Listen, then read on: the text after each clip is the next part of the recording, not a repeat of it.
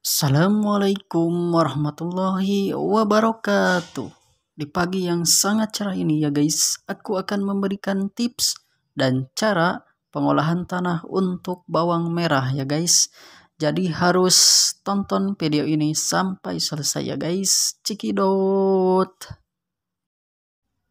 Oke guys, di sini guys ada beberapa tahap ya guys pengolahan tanah untuk budidaya bawang merah yang baik ya guys.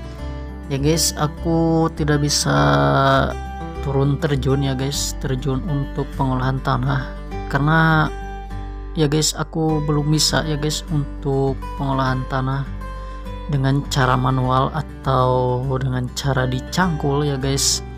Maklum ya guys, aku baru belajar ya guys.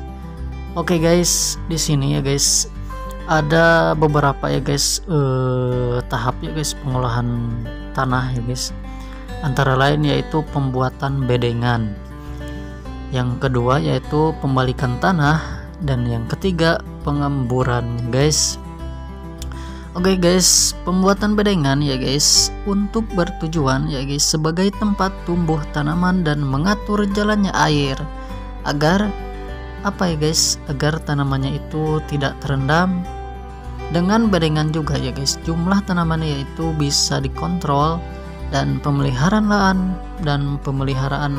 itu lebih mudah ya guys.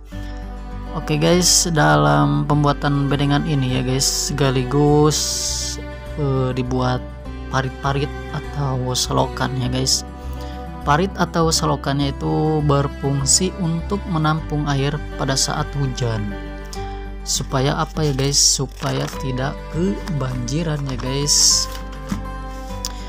Oke guys, yaitu sekaligus dijadikan sebagai tempat cadangan air untuk penyiraman ya guys. Jadi pada musim kemarau ya guys, jadi ada untuk cadangan ya guys untuk penyiraman. Ada beberapa ya guys yang harus diperhatikan dalam pembuatan bedengan, yaitu antara lain satu, lebar bedengan ya guys. Jadi lebar bedengan yaitu minimal 120 sampai 200 cm. Terus panjang bedengannya itu disesuaikan aja ya guys dengan sesuai lahan atau luas lahan ya guys. Yang kedua yaitu jarak antar bedengan ya guys. Jaraknya itu tidak sembarangan ya guys. Ya kalau aku sih 40 sampai 50 cm guys. Yang ketiga yaitu kedalaman selokan ya guys. Kedalaman selokan juga ya guys terpengaruh ya guys oleh musim ya guys. Kalau musimnya hujan ya harus kedalamannya itu harus apa guys, harus lebih ya guys. Kalau kemarau itu cukup enggak dalam ya guys. Yang keempat ya guys, pada saat pembuatan bedengan ya guys sekaligus dapat dilakukan pengapuran atau penambahan pupuk organik. Oke guys, pengapuran atau penambahan pupuk organik ya guys ada di part 2 nya ya guys, jadi tonton aja ya guys.